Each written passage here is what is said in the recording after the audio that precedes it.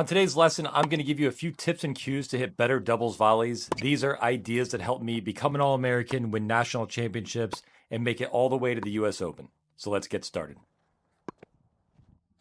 We all need and want to hit better doubles volleys when we're at the net. And there are two main mistakes that I see people consistently making. Number one is their position is way too far back in the court. And part of that is because you guys think you're protecting against lobs, which I'll address in a second.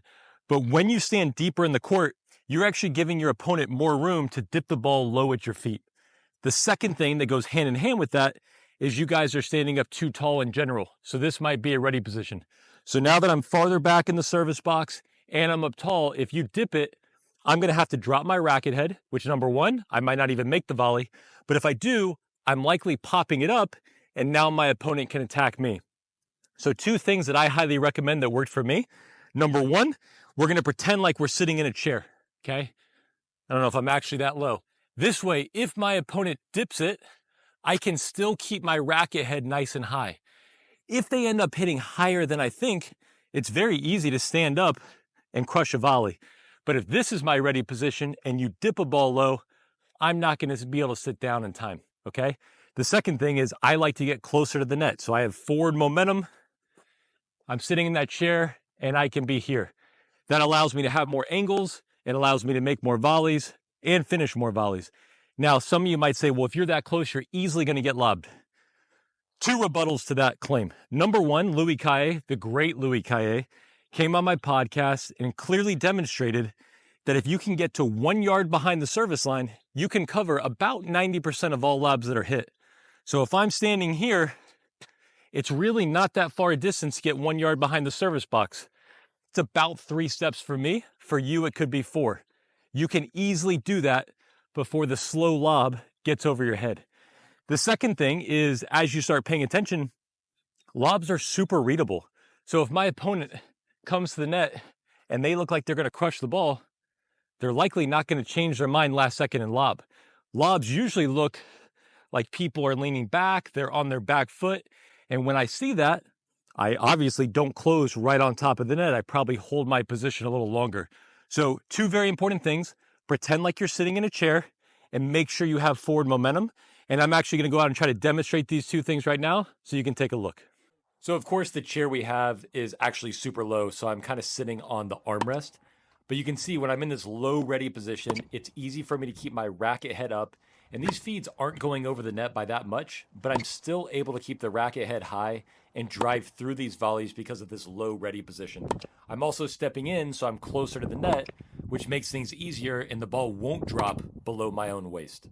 So now we have a few shots from behind and you can see that my head is just above the net level and I had to include that painful volley right there so you know I don't edit too much. But I'm able to drive through, stay low, keep that racket head nice and high. So make sure you pretend like you're sitting in a chair for better volleys. Another mistake I see people making constantly is now that you are low and you're closer to the net, you have a little less time, but people are still taking big swings. And when you're right on top of the net, all we really have to do is angle our racket. We don't need power. We're already up there. We just want to be angling the ball off. And one very simple drill you can do to practice what your hand will feel like with a short swing is to flip the grip around and volley with the handle. So when I'm here, I have to have so much focus. I can't be using my wrist. There's no way I'm ever going to make contact with that volley. And so what you want is you'll have someone feed you in a lesson or a drill, maybe the ball machine, and you're going to be nice and low, and you're going to try to make volleys with your grip. And if you pay attention to my hand, it's barely moving and it's out in front. So if I were to make that same motion for a normal volley, you can see how short that swing is.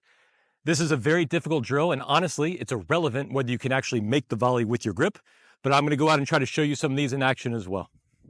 All right, so I'm flipping the racket around. I'm putting my hand on the throat of the racket, and I'm just trying to see that ball hit the center of the grip. And so you can see there's almost no movement with my hand. It's out in front. It never even gets close to behind my head.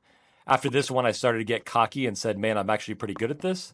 And that's one shank sideways and a second shank sideways.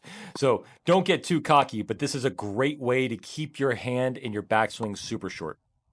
If you're enjoying these doubles tips and think I can help you personally with your doubles game, I wanted to let you know about my doubles camp this year at Indian Wells. It'll be March 5th to 10th.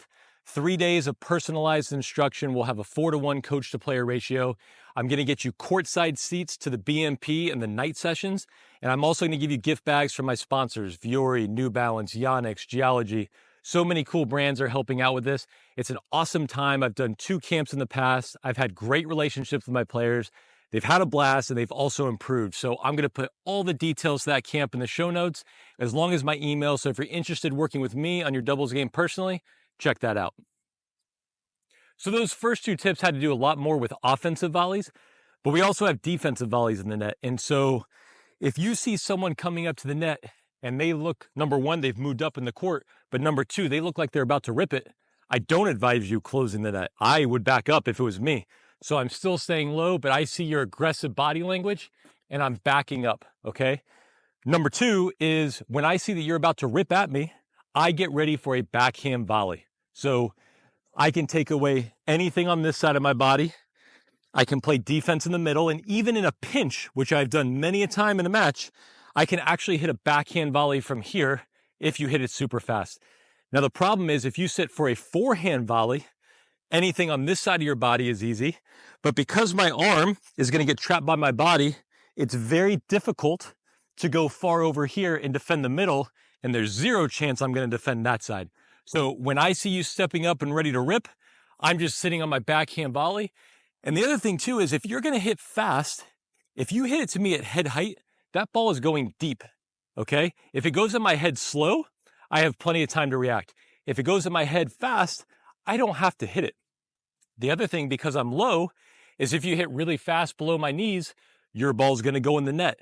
So really, when I see someone about to rip, this is the small area that I'm actually guarding. So I've hit a lot of reflex volleys like this in my life for winners, and people say, wow, you have sick reflexes in hands. The reality is it's more preparation. I just know where to look. I don't really have to hit a reflex volley from here because it's going out. I'll never have to hit a reflex from here because it would go in the net, and this is that small area. So this is going to be a little scary, but I'm going to have Carlos rip balls at me now, and I'm going to show you how you can play defense with that backhand volley. So you can see we got Carlos up in the baseline. He's feeding me some pretty fast balls, and I'm just blocking these backhand volleys and using my backhand volley to cover all the territory so I don't have to react to both a forehand and a backhand. And these felt a lot faster than they look on this video, I can promise you that. And this one right here is a bullet fed right at me, and you can see where I have that range of motion with the backhand volley to pick off that ball that's around my belly button. So when you're on defense, use that backhand volley.